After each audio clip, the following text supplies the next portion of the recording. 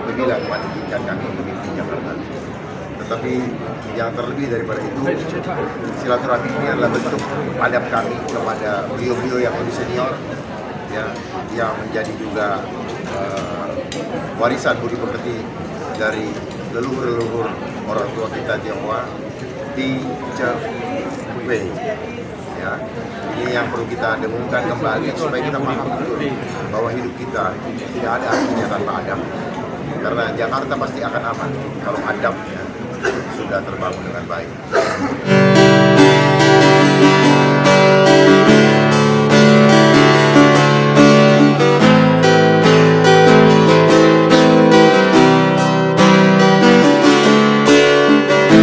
Waktunya sangat singkat sebelum cengkraman global semakin kuat.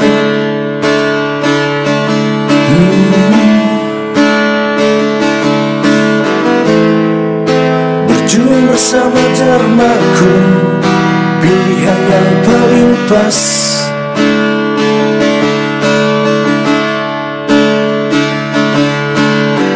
Tiket sudah di tangan kita, Tuhan beri kita kesempatan segera masuk berterang.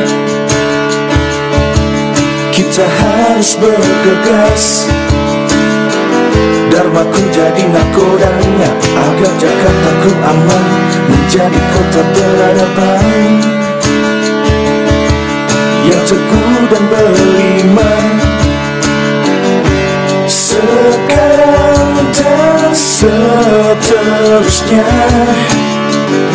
Save Jakarta, Save Indonesia. Sekarang dan seterusnya,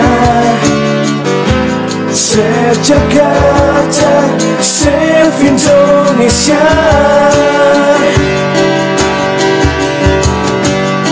Spirit Nusantara menjadikan kita manusia mandiri menuju fitrahnya.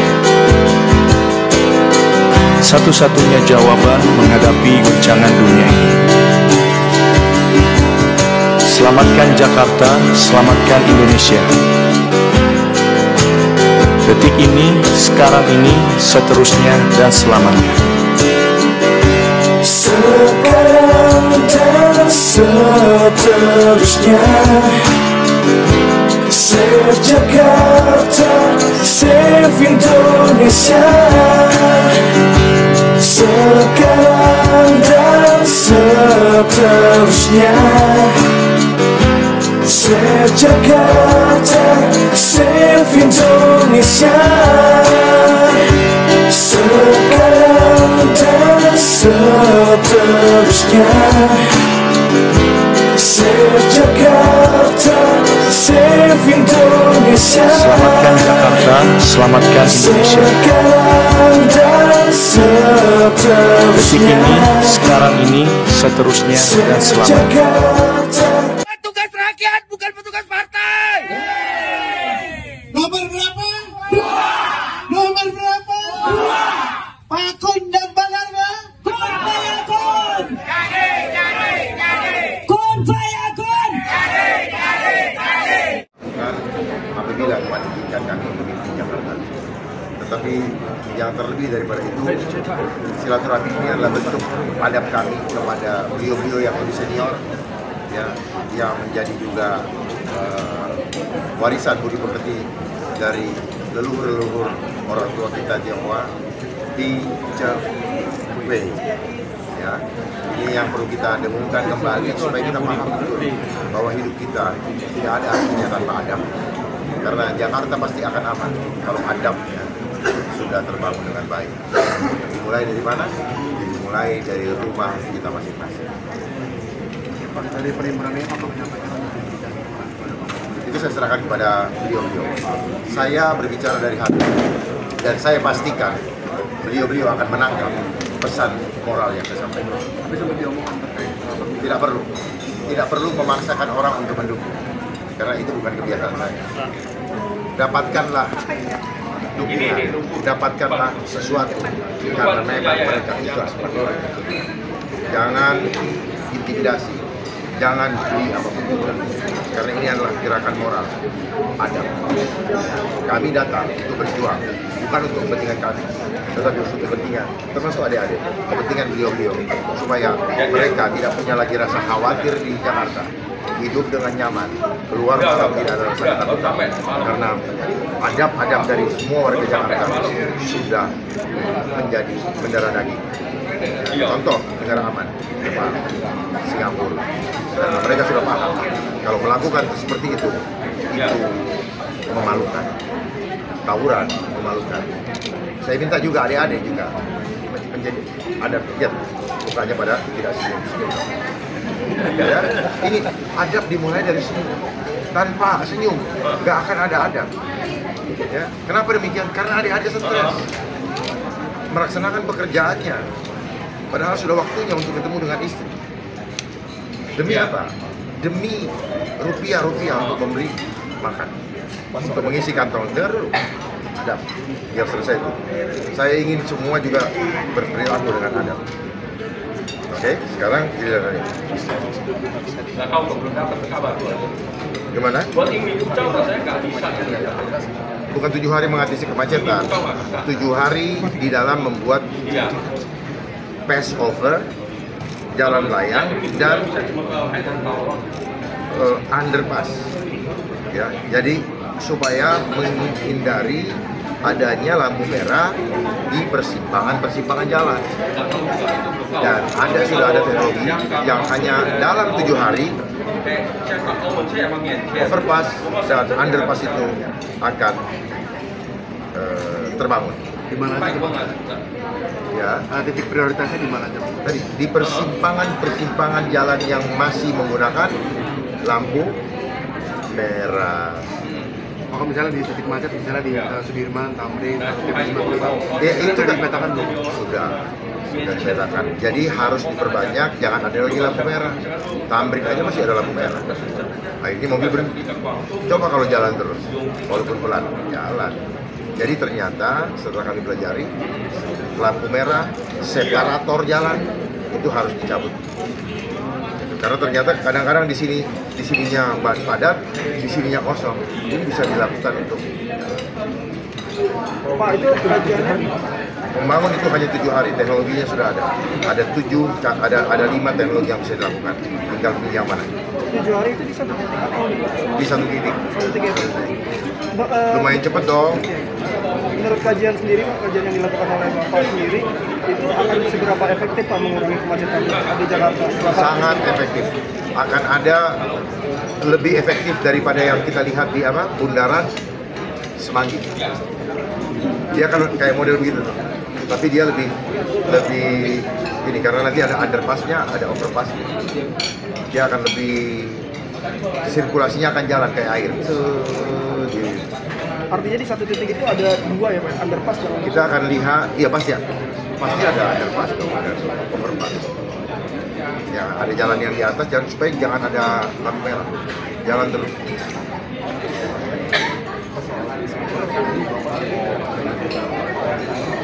Bukan khawatir, mereka sudah merencanakan, makanya buka, rajin-rajin belajar, baca apa yang akan terjadi di dunia ini. World Economic Forum dengan WHO, World Health Assembly, apa yang mau dikerjakan tentang negara ini, tentang dunia ini. Semua kita mengikuti, pola pikir kita juga mengikuti mereka. Pandemi. Ya. pandemi baru, Nah, kemarin aja mereka udah takut-takutin dengan monkeypox. Terus mulai masuk bandara, mulai periksa-periksa, mulai ada suspek, masuk ke ruangan ini kayak penjahat. Ya, hanya dengan alasan kesehatan. Kayak saya mau semua wartawan sama-sama kalian jangan lagi mengekspos di media data-data dan cerita-cerita yang menakutkan rakyat. Kasih yang gembira-gembira. itu kan Desember. Ini denger nggak sih saya ngomong? Kasih yang gembira-gembira. Jangan nakut-nakutin. Karena wartawan seringkali menaikkan berita berdasarkan keinginan. Tuh kita tahu kan, bener kan? Keinginan dari yang punya agenda, yang punya uang. Sehingga berita yang dinaikkan bergantung di prime time lah, yang sudah Tuh mereka berani. Saya pengen wartawan-wartawan berani, walaupun nyawa taruhannya. Kalian harus berani, bukan solusi saya aja. Ini kan gotong royong, ya. Ya sekali, gitu. Solusinya apa? Jangan beritakan berita-berita yang menakut-nakuti rakyat.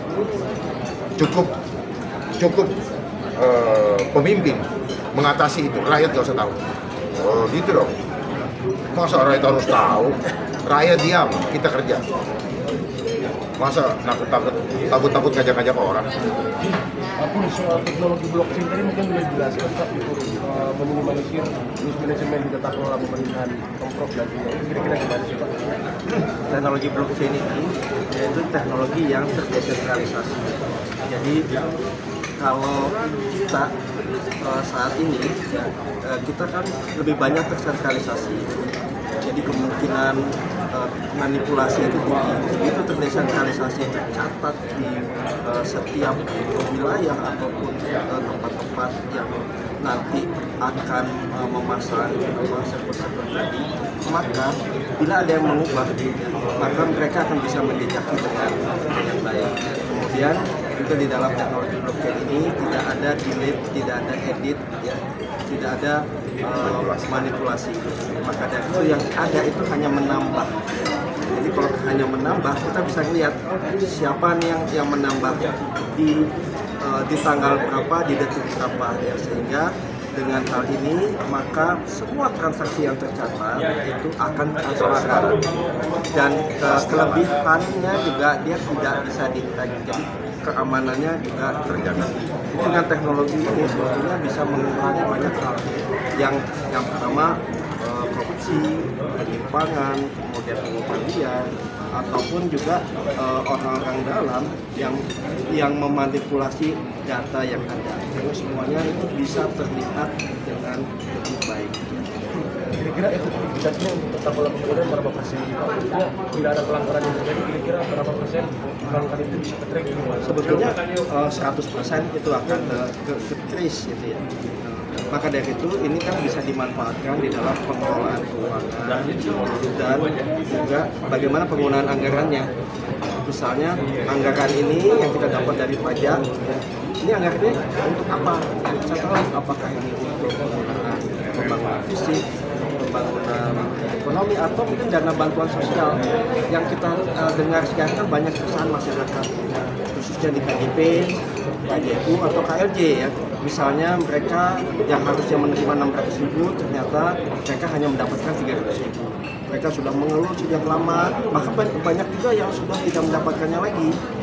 Tadi mereka mengeluh sudah berbulan-bulan, tetapi tidak ditanggapi. Dengan sistem ini, maka otomatis semua hal-hal tadi itu akan diselesaikan masalahnya, akan dikurangi bahkan dihilangkan seperti itu. Terima kasih ya. Terima kasih.